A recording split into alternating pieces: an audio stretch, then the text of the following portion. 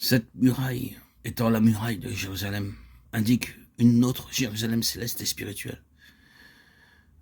Elle parle de la citoyenneté céleste, du droit de citer de la Jérusalem céleste, des hommes libres du ciel. Vous vous souvenez qu'à une occasion, lorsque l'apôtre Paul fut fait prisonnier, il fut amené devant le centenier romain et on allait lui donner la question par le fouet. C'est-à-dire qu'ils allaient appliquer la méthode forte pour obtenir de lui tous les renseignements qui le concernaient. Notre traduction ne nous permet pas de saisir la pleine signification de ce qui allait avoir lieu. Elle nous dit simplement qu'il fut lié. Réellement et littéralement, il l'avait allongé et étiré. Et cette méthode appliquée par les Romains était en vérité une méthode très sévère. Infliger la flagellation était une méthode tellement terrible. L'homme ayant auparavant été étiré, les mains et pieds liés de façon sûre, il en résultait souvent la mort, ou d'être estropié pour la vie. Quand Paul fut placé dans cette position-là, il demanda « Vous est-il permis de battre de verge un citoyen romain qui n'est pas même condamné ?» Acte 22-25. Le tribun, pensant qu'il avait une bonne situation, répondit « C'est avec beaucoup d'argent que j'ai acquis ce droit de citoyen.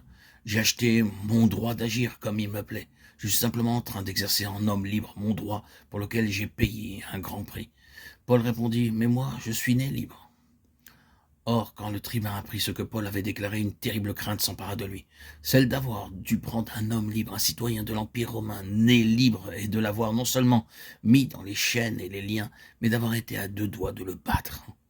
Un homme né libre ne devait pas être traité de cette façon. Il avait à faire valoir en sa faveur le droit de citoyen de l'Empire, être né libre étant même un avantage supérieur à celui d'acheter sa liberté. Être né libre signifiait que vous ne pouviez pas être réduit à l'esclavage, ni battu, ni traité d'une façon analogue, et malheur à l'homme qui essayait de le faire. Il devait en rendre compte à l'empereur.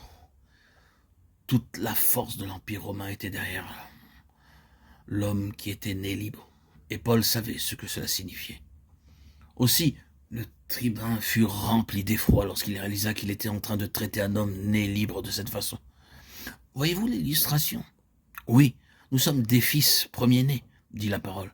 Nos noms sont inscrits dans le ciel. Nous avons la citoyenneté du royaume de Dieu. Nous ne pouvons pas être réduits à l'esclavage, ni frappés par la loi, ni traités de cette façon, avec tant de dureté par ce tyran. Peu importe ce que ces revendications peuvent avoir de juste pour agir ainsi, il y a un droit plus élevé.